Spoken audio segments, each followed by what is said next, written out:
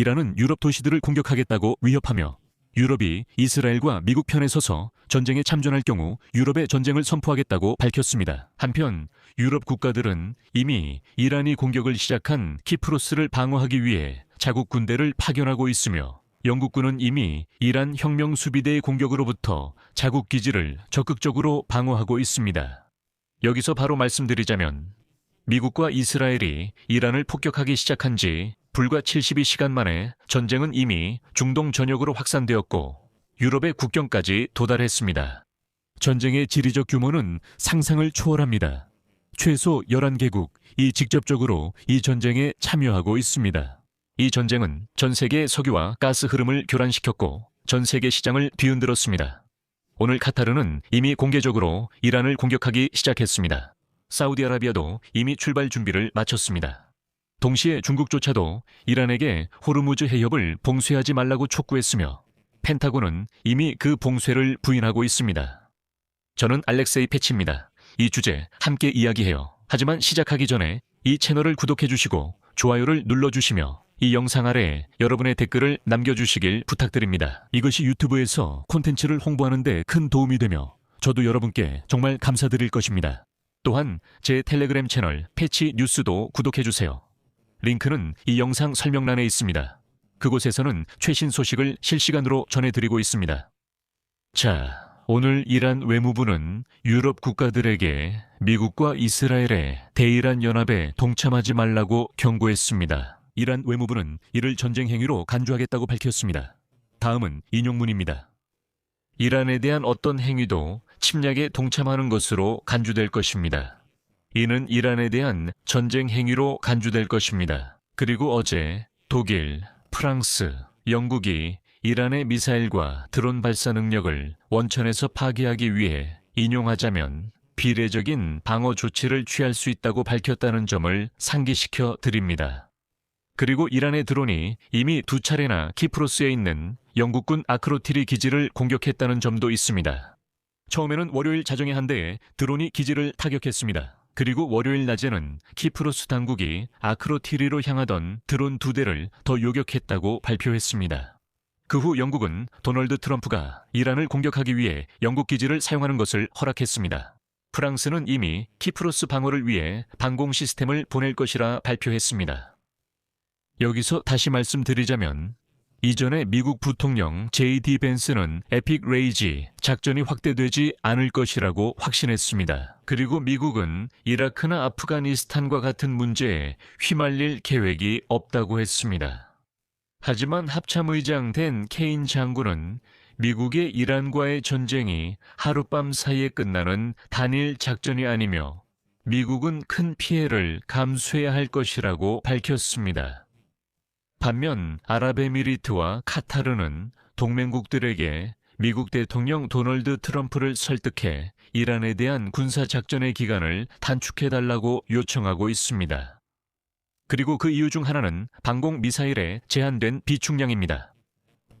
비록 트럼프 대통령은 오늘 무기가 충분히 많다고 장담했지만 말이죠. 하지만 이 전쟁은 이미 유럽에 영향을 미쳤습니다. 예를 들어 프랑스 대통령 에마뉘엘 마크롱은 프랑스의 핵 독트린을 갱신한다고 발표했습니다. 프랑스는 핵탄두를 늘리고 더 이상 세부 정보를 공개하지 않을 것입니다. 프랑스는 폴란드, 스웨덴, 영국과 같은 유럽 국가들의 핵 전력을 배치할 준비가 되어 있습니다. 이어서 마크롱의 발언을 인용하겠습니다. 앞으로 50년은 핵무기의 시대가 될 것입니다. 우리는 수많은 위협에 직면하여 우리의 핵 억제력을 강화해야 하며 우리의 주권을 철저히 지키면서 유럽 대륙에서의 억제 전략을 신중하게 고민해야 합니다. 우리의 무기고를 현대화하는 것은 매우 중요합니다. 바로 그렇기 때문에 저는 우리 무기고의 핵탄두 수를 늘리라고 지시했습니다. 에마뉘엘 마크롱은 프랑스가 제안한 첨단 핵 억제 체계에 8개의 유럽 국가가 참여했다고 밝혔습니다. 이 국가들은 벨기에, 영국, 독일, 그리스, 덴마크, 네덜란드, 폴란드, 그리고 스웨덴입니다.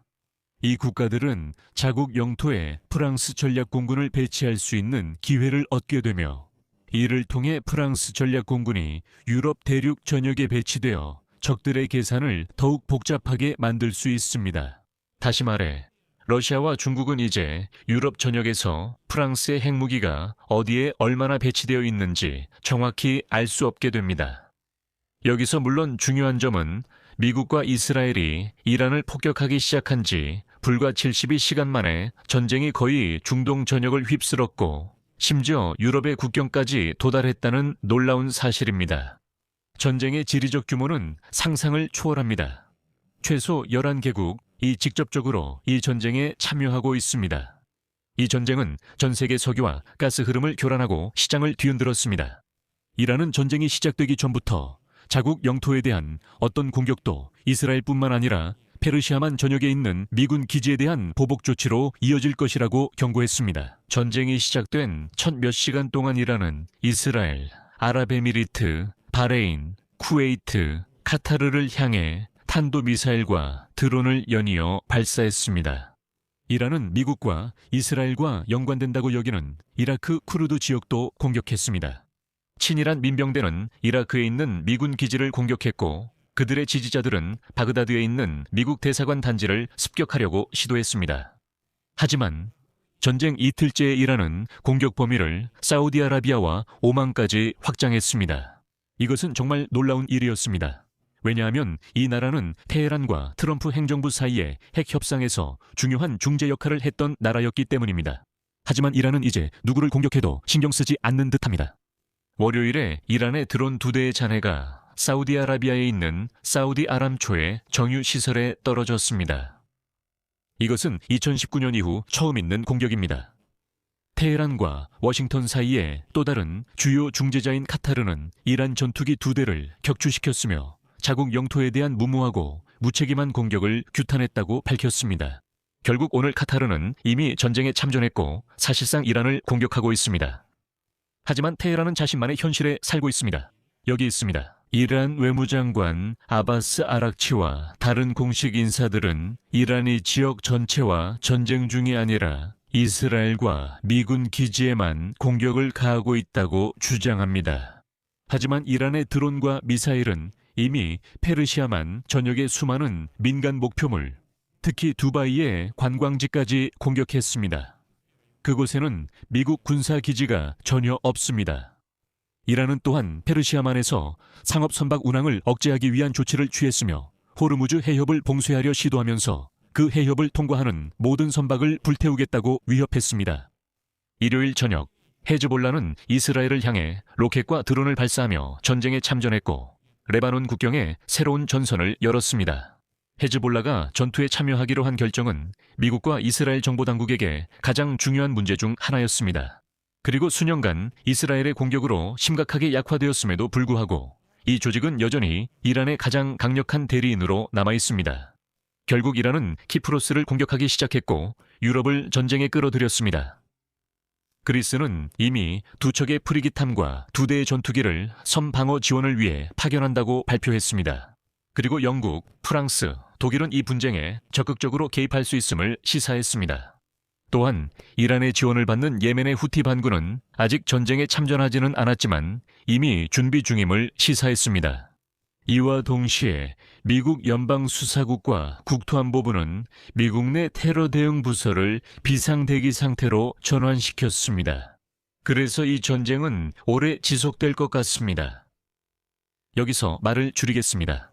여러분의 의견과 생각을 이 영상 아래 댓글로 남겨주세요.